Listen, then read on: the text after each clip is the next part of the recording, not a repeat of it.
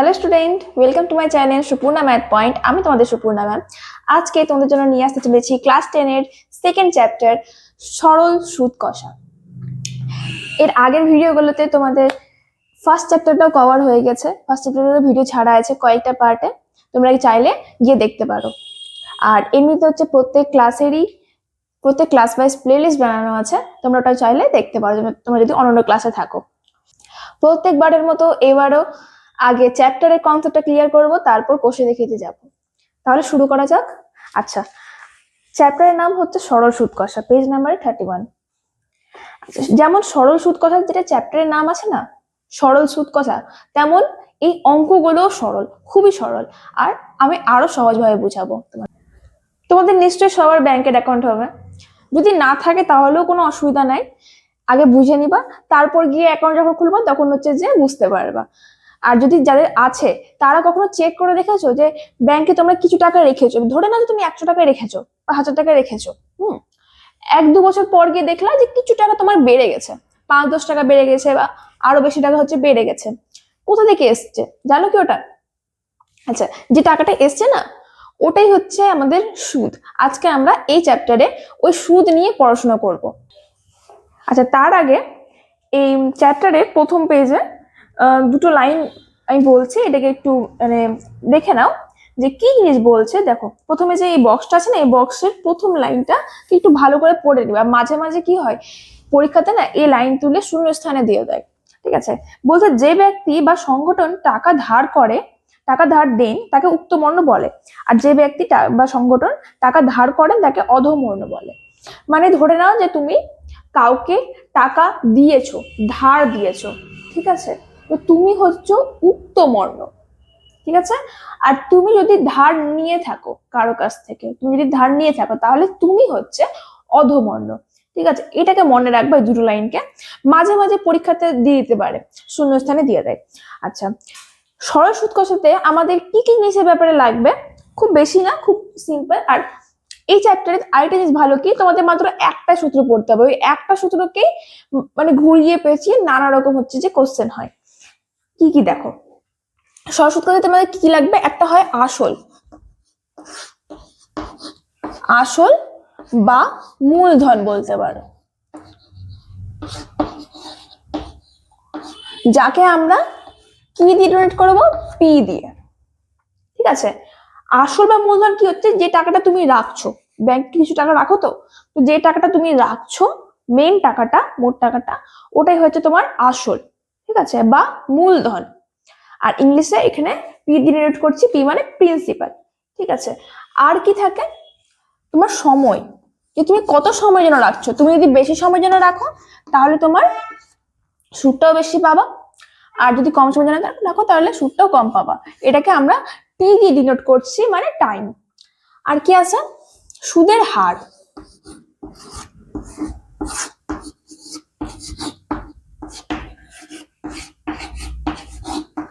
এটাকে আমরা আর পার্সেন্টেজ হিসাবে ডিনোট করবো, রেট। ঠিক আছে, সুদের হার মানে তুমি যখন টাকা কোথাও রাখবা, ব্যাংকে রাখো বা যে কোনো জায়গায় রাখো, তো ওখানে হচ্ছে যে বলা থাকে, তোমাদের জানানো থাকে যে কত পার্সেন্টেজ সুদের হার আছে। ঠিক আছে, 5%, 7%, 9%, 11%, আরো হতে পারে। ঠিক আছে, তো ওটা হচ্ছে তোমাদের সুদের হার। এই তিনটা জিনিসের ওপরেই নির্ভর করে তোমাদের সুদটা কত হবে। আচ্ছা, তাহলে আমরা সরাসরি মেন সূত্রে চলে যাই, বেশি মাথা না ঘামিয়ে খুব সিম্পল ভাবে বুঝবো জিনিসটাকে।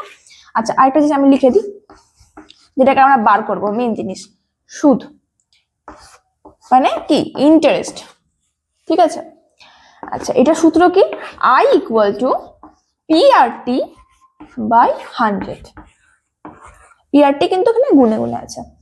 আচ্ছা, মানে কি বলতে চাইছে, তোমাদের মোট সুদ কিভাবে বেরাবে, যদি তুমি PRT মানে আসল, সুদের হার আর টাইমটাকে যদি তুমি গুণ করে দাও, দিয়ে তারপর 100 দিয়ে ভাগ করে দাও, তাহলে তোমার সুদ কত তুমি পাবা ওটা তোমার বেরিয়ে যাবে।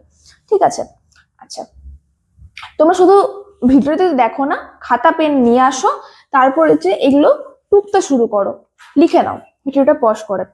আচ্ছা, তাহলে আমি এবার একটা এক্সাম্পলে চলে যাই, একটা এক্সাম্পল করে নিই, তারপর হচ্ছে কোষে দেখিতে ঢুকছি। সেটা লেখার পর আমাদেরকে যদি দেওয়া থাকে যে আসল 100 টাকা, আমি 1000 টাকা ধরছি, আসল 1000 টাকা, সময় কত, সময় হচ্ছে 7 বছর, ঠিক আছে। আর সুদের হার ধরে নিচ্ছি 5%, 10% ধরছি, 10%। তাহলে সুদ কত হবে? একটা কথা, যখন তোমাদেরকে কোনো অঙ্ক দেওয়া হবে সুদের, তোমরা প্রথমে কি কাজ করবা দেখো, তোমাদের সুদের অঙ্কগুলো না অনেক সময় হচ্ছে যে মানে খুব কথার অঙ্ক থাকে, তো অনেক বড় বড় লাগে, কিন্তু একটা জিনিস মনে রাখবা, যত কথা বড় থাকবে, যত বড় বড় কথা থাকবে, অঙ্কটা অতটাই হালকা হয়। তোমাদের অঙ্কতে যা যা ডেটা দেওয়া থাকবে, ওটাকে আগে লিখে নিবা, এইভাবে সিম্পলিফাই করে লিখে নিবা। আসল আসল বা মূলধন লিখতে পারো, পাশে হচ্ছে যে ব্র্যাকেটে পি লিখে দিবা, না হলে আবার পরে বলবে যে ম্যাম বা স্যার যে পি কোথা থেকে আসলো, কি জিনিস এটা, ঠিক আছে। তাই জন্য পাশে ব্র্যাকেটে পি লিখবা, সমান সমান দিয়ে বইতে যত টাকা লিখে দেওয়া হবে অত টাকাটা এখানে দিবা, ঠিক আছে। সময় লিখে টি দিবা ব্র্যাকেটে, তারপর বইতে যত মানে কোশ্চেন যত বছর বলে দেওয়া হবে ওটা ওটা এখানে লিখবা, ঠিক আছে। একটা জিনিস মনে রাখবা, এই যে এখানকার সময়টা তো টিটা, তো এটা কিন্তু সবসময় বছর অনুসারে ক্যালকুলেট করা হবে, ঠিক আছে। ধরুন তোমাকে মাস দিয়ে দিল, তো তোমার মাস তুমি লিখতে পারবে না এখানে, তোমাকে ধরো 10 মাস দিয়ে দিল, কি 10 মাস টাকা রাখলাম, তো এখানে 10 মাসের জন্য ওটা একটু আলাদা নিয়ম আছে, ওটা কিছুটা অঙ্ক হয়ে যাওয়ার পরে ওটাকে বুঝবো। এখন মনে রাখবা যে শুধু এখানে বছর হিসাবে টাইমটা লিখবা। তারপর সুদের হার, তোমাকে যত সুদের হার দিয়ে দেওয়া হবে তুমি ওই ধরনের অতটাই লিখে পার্সেন্টেজ দিয়ে দেবা, এখানে 8% লিখবা ব্র্যাকেটে, তারপর এখানে সমান সমান দিয়ে রেট অফ ইন্টারেস্টটা লিখবা, যত দেওয়া থাকবে ওটা লিখবা। তারপর সুদ, ওই যে আই চেয়েছে, তো আইকে আমি কোশ্চেন মার্ক দিচ্ছি। আচ্ছা, এখানে কটি অজানা রাশি আছে, আই আছে, পি আর টি আছে, মানে 4টা। এই 4টার মধ্যে যে কোনো 3টা তোমাদেরকে দিয়ে দেওয়া হবে, আর একটি তোমাকে বার করতে হবে, ঠিক আছে। 4টার মধ্যে যে কোনো 3টা দিতে পারে। আমি এখানে সুদ চেয়েছি, এখানে হয়তো মূলধন চাইতে পারে, বা সময় চাইতে পারে, বা রেট অফ ইন্টারেস্টও চাইতে পারে, ঠিক আছে। আচ্ছা, এখানে একটা অঙ্ক দিয়ে দিচ্ছি যে মূলধন যদি 1000 টাকা হয়, সময় যদি আমি লিখে দিচ্ছি একবার, 1000 টাকা 7 বছর, আর সুদের হার 10%, সুদ কত জিজ্ঞাসা করছি। তাহলে আমরা সরাসরি এই সূত্রটাকে বসিয়ে দিই, আই সমান সমান পিআরটি বাই 100 সমান সমান পিআরটির মান কত, পি এর মান কত 1000, তাহলে আমরা পি এর জায়গায় 1000 বসিয়ে দিব, গুণ দিব, এগুলো গুণে গুণে আছে, আর মানে কত 10। আচ্ছা, আমরা কিন্তু এখানে পার্সেন্টেজ লিখবো না, মানে তোমাকে পার্সেন্টেজ সরানোর জন্য আগে থেকেই ফর্মুলাতে 100 দিয়ে দেওয়া হয়েছে, তো তোমাকে এক্সট্রা করে এখানে পার্সেন্টেজ দেওয়ার দরকার নাই, ঠিক আছে। এটাকে কিন্তু মনে রাখবা ভালো করে।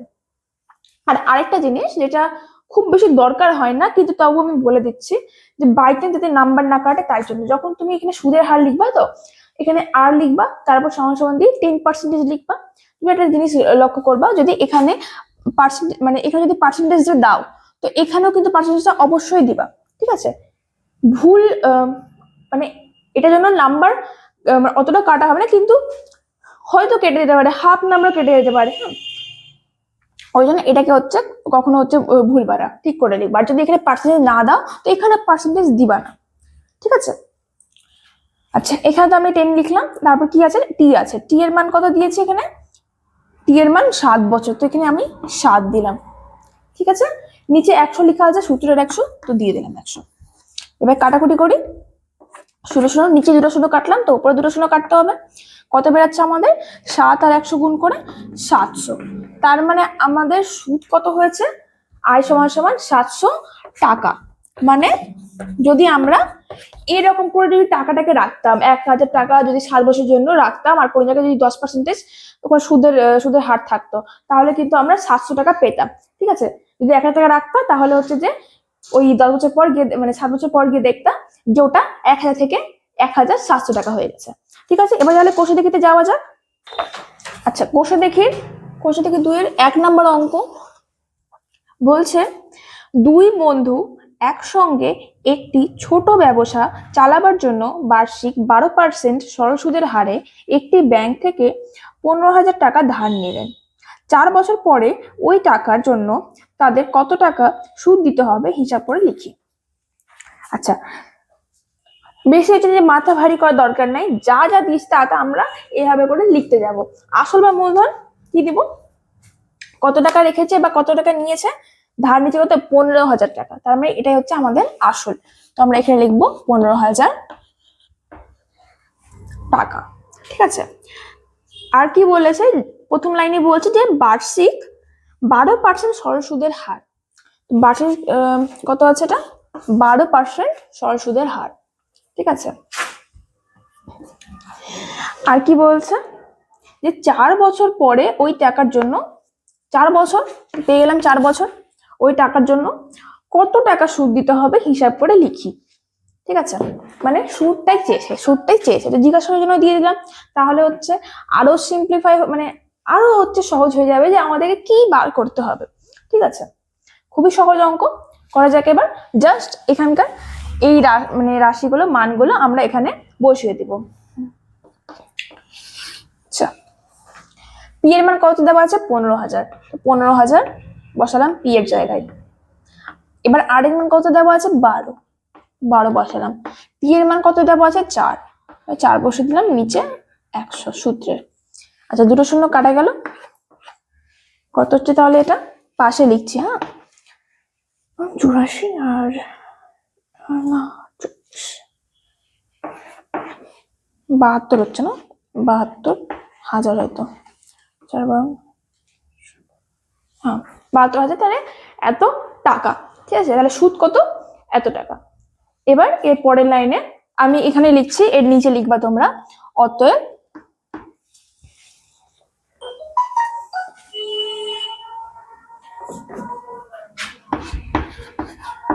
সুদ দিতে হবে সমান সমান 72,000 টাকা। ঠিক আছে, আচ্ছা এখানে 72,000 না, এটা 7200 হবে, মানে 7,200 হবে, এটাকে একটু ঠিক করে নাও, 7,200 টাকা। ঠিক আছে, নেক্সট কোশ্চেন 2 নাম্বার বলছে 2005 সালের 1 জানুয়ারি থেকে 27 মে পর্যন্ত বার্ষিক 6% সরল সুদের হারে 2,000 টাকার সরল সুদ কত হবে নির্ণয় করি। আচ্ছা, এখানে কিন্তু কোনো বছর বলে দেওয়া হয়নি যে 1 বছর, 2 বছর, 3 বছর, 4 বছর, 10 বছর, এভাবে কোনো কিছু বলেনি। বলছে যে 1 জানুয়ারি থেকে 27 মে পর্যন্ত। আচ্ছা, কোনো ভারী না, খুবই ইজি আছে। আগে আমরা একটা কাজ করি, যে এখানে কত টাইম হচ্ছে ওই টাইমটাকে ক্যালকুলেট করে নিই। আগে তোমরা এই লাইনটা লিখবা 2 নাম্বার দিয়ে, অতএব 1 জানুয়ারি থেকে 27 মে পর্যন্ত সময়, এই লাইনটা লিখে নিবা। তারপর হচ্ছে যে আমরা এখানে যাচ্ছি। ঠিক আছে, সময় আগে ক্যালকুলেট করি। আচ্ছা, জানুয়ারিতে কতটি দিন থাকে, 31 দিন। ঠিক আছে, যোগ দিলাম। ফেব্রুয়ারিতে কতটি দিন থাকে, আচ্ছা 28 না 29, কোনটা 28 না 29, কি লিখবো, সরাসরি 28 লিখে দিলেও হবে না, কোন সাল দিয়েছে আগোটা দেখো, সালও দিয়ে দিয়েছে 2005। এবার বলো 2005টা, যে 2005 যে সালটা আছে 2005, এটা কি লিপ ইয়ার না লিপ ইয়ার নাই, কিভাবে করি, লিপ ইয়ার কিভাবে বার করি, 4 দিয়ে ভাগ করে দেখি, 4 দিয়ে এটাকে ভাগ করো, যদি ভাগশেষ বাঁচলো তাহলে এটা লিপ ইয়ার না, আর যদি ভাগশেষ না বাঁচে তাহলে এটা লিপ ইয়ার। ঠিক আছে, এটা হচ্ছে যে ভাগশেষ বাঁচবে, 4 যদি ভাগ করি 4 5 20, তারপর এখানে আবার হচ্ছে যে 1 ভাগশেষ থেকে যাচ্ছে না, তাহলে এটা আমাদের লিপ ইয়ার না 2005 সাল। তার মানে আমাদের ফেব্রুয়ারিতে কতটি দিন থাকবে, 28 দিন থাকবে, প্লাস কোন মার্চে কতটি দিন থাকে, 31 না মার্চ। তারপরে কি আসছে, এপ্রিল, আচ্ছা এপ্রিল 30 থাকে। তারপর আসছে মে, যেটা মে বলে দিয়েছে যে 27 মে পর্যন্ত, মানে আচ্ছা দেখো তোমাদের যখন 1 বছর সুদ কখন পাবে, যখন 1 বছর মানে পুরো পূর্ণ হবে তখনই তো। ঠিক আছে, এখানে 27 মে পর্যন্ত বলেছে, তো আমরা কিন্তু 26 দিনটাকে ধরবো। কখন যদি এরকম করে দিন বলে দেয় এতটি দিন, তাহলে আমরা একটা দিন কম ধরবো। ঠিক আছে, কারণ আমরা 27 নম্বর দিনের তো এখন আমরা পাচ্ছি না সুদ, আমরা 26 দিনের টোটালি সুদ আমরা পেয়ে যাচ্ছি 27 দিনে। ঠিক আছে, মানে কাল পর্যন্ত যতটি সুদ ছিল ওটা আমি আজকে পেয়ে যাচ্ছি। ঠিক আছে, এবার আজকে যে সুদটা পাবো ওটা কিন্তু আমি কালকে পাবো, ওটা কিন্তু আমাকে আজকে দিয়ে দেবে না ব্যাংক, ওটা কিন্তু আমি কালকে পাবো। ঠিক আছে, শুধু ব্যাংকের ব্যাপারটা না, এই সুদের জিনিস অনেক জায়গায় লাগু হয়। এখন যেহেতু সব থেকে সহজ তোমরা ব্যাংক হচ্ছে, সবাই দেখেছো, সবাই জানো ব্যাংকের ব্যাপারে, ওই জন্য আমি ব্যাংক নিয়ে বুঝাচ্ছি। এমনি হচ্ছে যে মানে অনেক কিছুতে এটা থাকে। তারপর আমি বেশি ডিটেলসে যাচ্ছি না, খুব সরলভাবে বুঝাচ্ছি। আচ্ছা, তাহলে এখানে আমরা কত যোগ করব? 26 না? তো হচ্ছে তাহলে এটা হলো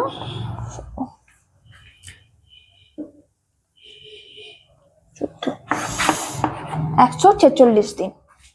আচ্ছা, আর পুরো বছরে কতটা দিন? কারণ আমাকে তো এখানে বছর হিসাবে ক্যালকুলেট করতে হবে না, 365 দিন। আর লিপ ইয়ার নয়, তো 366 দিন তো হবে না, 365 দিনই হবে। তার মানে 365 দিনের মধ্যে আমাকে কত দিনের সুদ বার করতে হবে? 146 দিনের। ঠিক আছে, আচ্ছা এই লাইনটা লেখা হয়ে যাওয়ার পরে তারপর তোমরা এটা লিখো, আমি নিচে এটা একটু মিটাচ্ছি।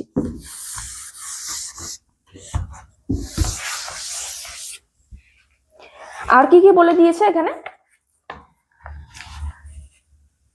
6% সরল সুদের হার, তো আমরা 6 লিখে দিলাম এখানে, 6%। আচ্ছা, প্রত্যেক অঙ্কতে কিন্তু এগুলো সব লিখতে হবে। ঠিক আছে, এত সুদের হারে 2000 টাকার সুদ কত হবে? মানে টাকা কত বলেছে? 2000। ঠিক আছে, আচ্ছা তাহলে আমরা এবার সূত্র লিখি।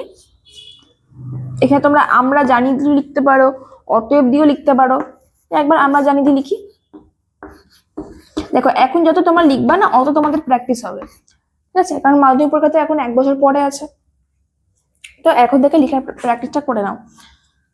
তাহলে কি হয়ে যাবে, যখন লেখার প্র্যাকটিস থাকবে, তো মাধ্যমিক পরীক্ষা যখন যখন বসবা, তখন দেখবা যে তোমাদের ব্রেন থেকে বেশি হার্টটাই চলছে, এরকম করে চলবে হার্টটা।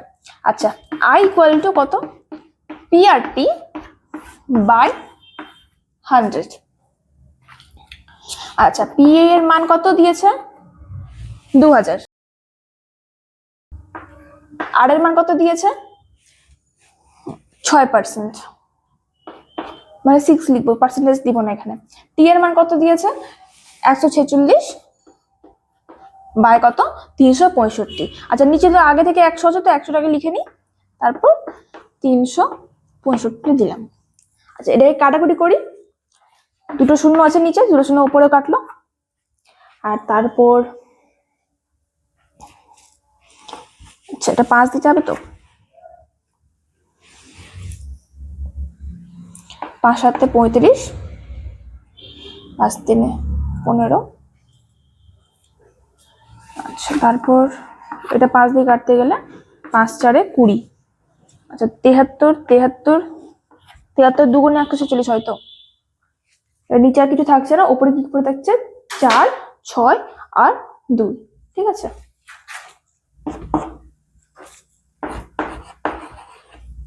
তাহলে এত টাকা না। আচ্ছা, তাহলে আমি এখানে লিখে দিচ্ছি, অতএব কোশ্চেনে কি দেওয়া আছে, এত টাকার সুদ কত হবে নির্ণয় করি। তাহলে অতএব নির্ণেয় সুদ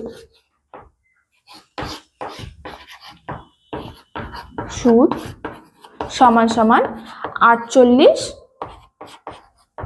টাকা। 3 নাম্বার কি বলেছে?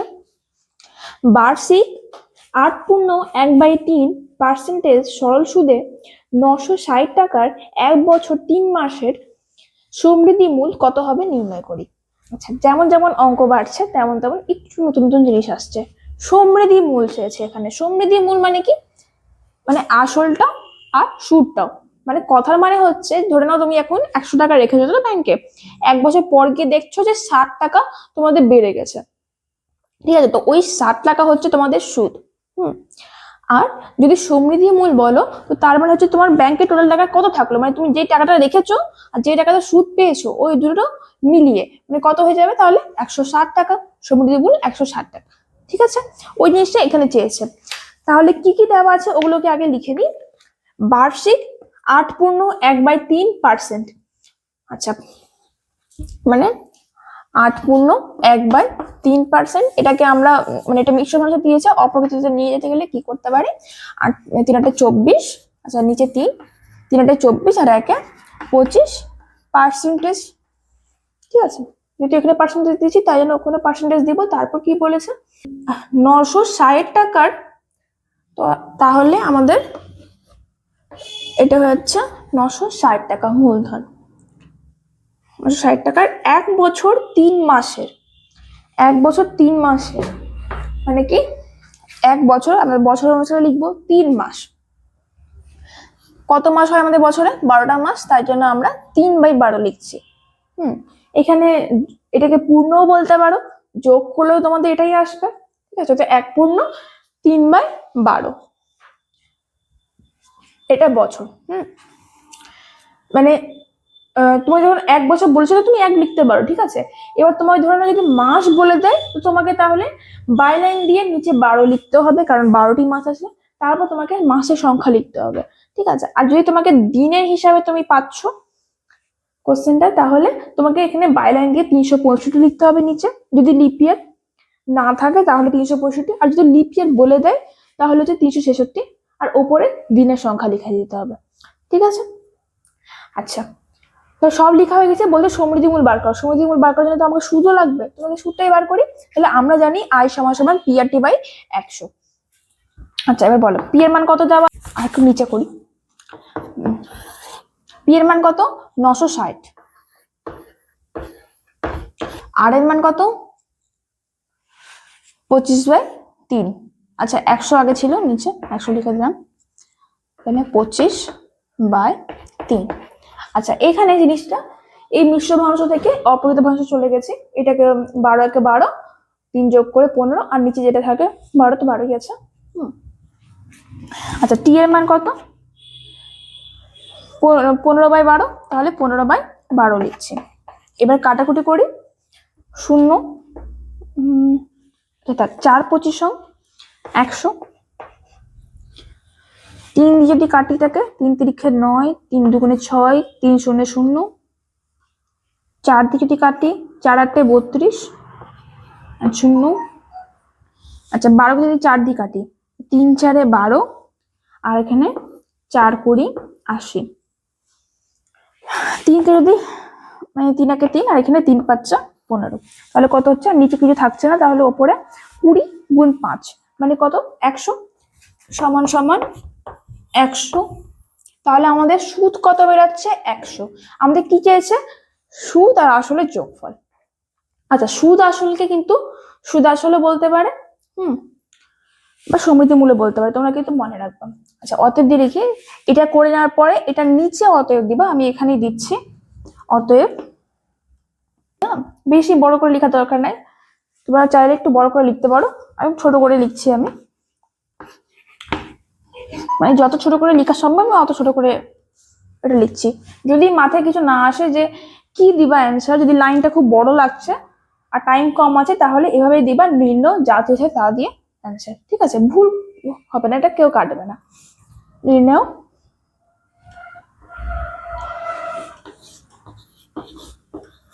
সমৃদ্ধি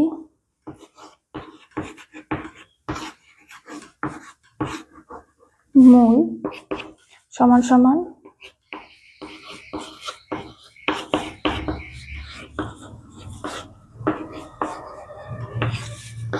অতএব নির্ণয় সমৃদ্ধিমূল সমান সমান সুদ যোগ আসল। সুদ কত ছিল, সুদ কত বেরিয়েছে, 100 বেরিয়েছে, আর আসল কত ছিল, আসল ছিল 960, মানে এটা কত হয়েছে যোগ করে 1060 না, 1060 টাকা। ঠিক আছে, এটুকু কিন্তু নিচে লিখবা, এটা লিখে নেওয়ার পরে এটা লিখবা। ঠিক আছে,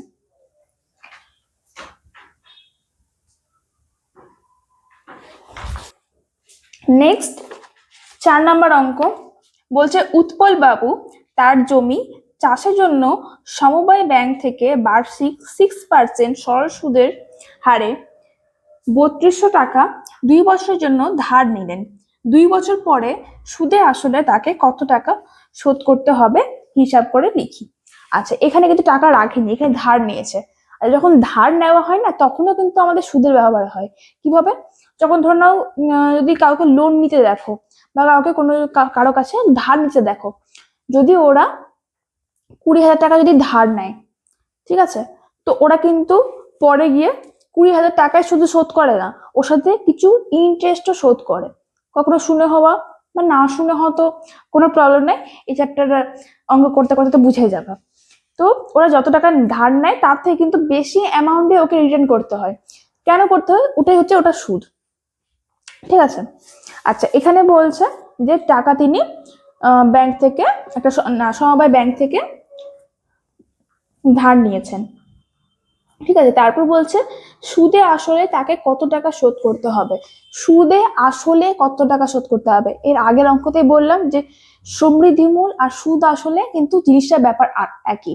সমৃদ্ধি মূল মানেও আসল যোগ সুদ, আর সুদে আসলে মানেও কিন্তু আসল যোগ সুদ। মানে এখানে সুদে আসলে যে বলছে না, মাঝখানে ড্যাশ দিয়েছে, ওটা কিন্তু মাইনাস না, ওটা কিন্তু সুদ আর আসলকে একসাথে মিলিয়ে বলছে, ঠিক আছে। তাহলে অঙ্কটা শুরু করে দেয়, খুবই সোজা আছে।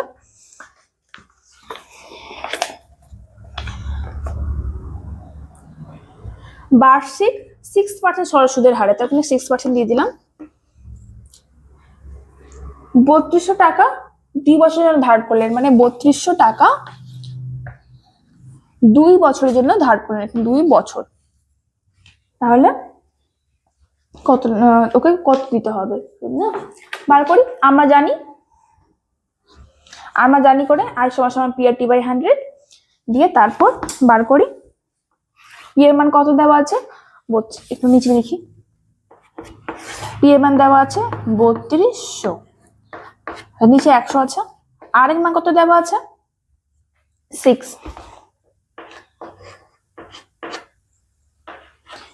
আর টি এর মান কত দেওয়া আছে 2 বছর। 2, এটা কাটাকুটি করতে গেলে দুটো শূন্য কাটলো। আর কি কি আছে, 6 দুগুণে 12, 12 দুগুণে 24, 4, 36, 38, 300। তাহলে আমাদের সুদটা বেরিয়ে গেল। এবার আমাদের সুদে আসলটা বার করি। তাহলে এবার এটা পুরো লিখে নেওয়ার পরে অতএব দিয়ে লিখো নিচে, এগুলো সব লিখে নেওয়ার পরে নিচে অতএব দিবা, আমি পাশে লিখছি। অতএব সুদে আসলে তাকে টাকা শোধ করতে হবে, বা এখানে টাকা না লিখলেও চলবে, তাকে শোধ করতে হবে সময় সময়। আচ্ছা, এই লাইনটা কিন্তু এর সাথে নাই, এর নিচে আছে। শোধ করতে হবে কত, P+I সমান কত বেরাচ্ছে, পি এর মান কত দেওয়া আছে 3200, আই এর মান কত দেওয়া পেয়েছি 384। তাহলে এটা যোগ করে হয়ে যাচ্ছে আমাদের 3584। এখানে টাকা লিখে দিও,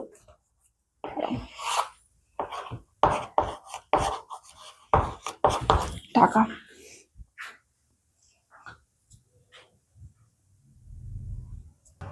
বলছে বার্ষিক 5.25% সরল সুদের হারে শোভা দেবী একটি ব্যাংকে কিছু টাকা জমা রাখেন। 2 বছর পর তিনি সুদ হিসাবে 840 টাকা পেলেন। তিনি কত টাকা জমা রেখেছিলেন হিসাব করে লিখি। আচ্ছা, এখানে বলছে কত টাকা জমা রেখেছিলেন, মানে পিটাকে চেয়েছে, আসলটাই চেয়েছে, তো পিটা আমরা জানি না।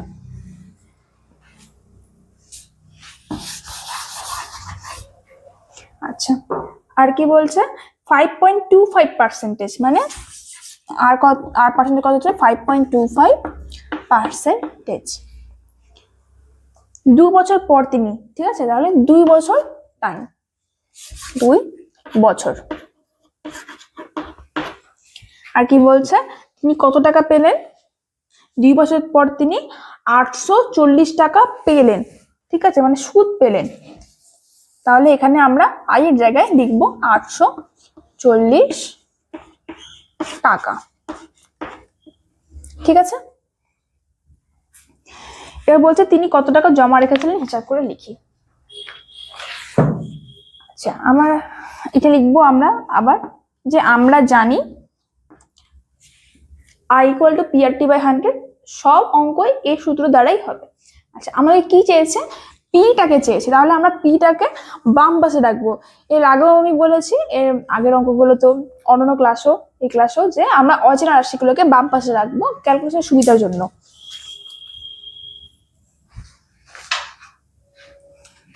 তাহলে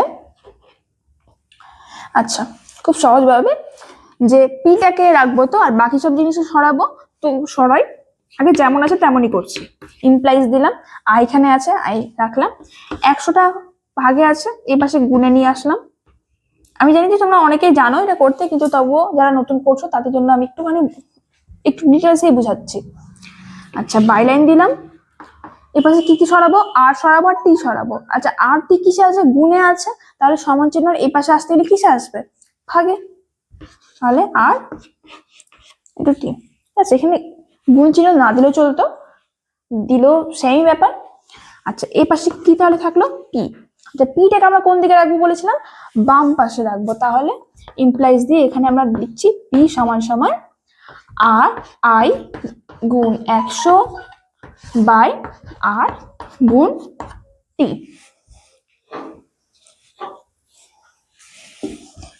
উপরে মিটাই।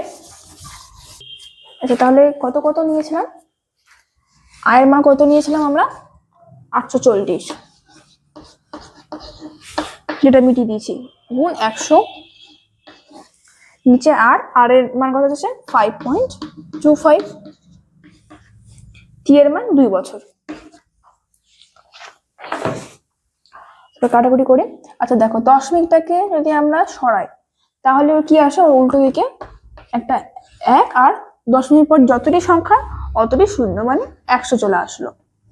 আচ্ছা, 25 দিয়ে দেখো এটা কাটাকুটি যাবে না, 25 দুগুণে 50 আর 25 একে 25, তাহলে এটা 25 দিয়ে কাটলাম আর এটা 25 4 100। এবার 2 দিয়ে কাটে, 2 দুগুণে 4। আচ্ছা, 21 দিয়ে এটা কাটাকুটি যাবে, 21 4 না। আচ্ছা, 21 4 84 আর 0 এটা, তাহলে হয়ে গেল 40। নিচে আর কিছু থাকলো না, উপরে কি কি থাকলো, 40 গুণ 2 মানে 80, আর 100 আছে, 1 দুটো শূন্য, তাহলে এটা কত হয়ে গেল 8000। মানে আসল কত টাকা হলো 8000। তাহলে আমাদের চেয়েছে কি, যে তিনি কত টাকা জমা রেখেছিলেন। তাহলে আমরা অ্যান্সার কি লিখবো, অতএব তিনি জমা রেখেছিলেন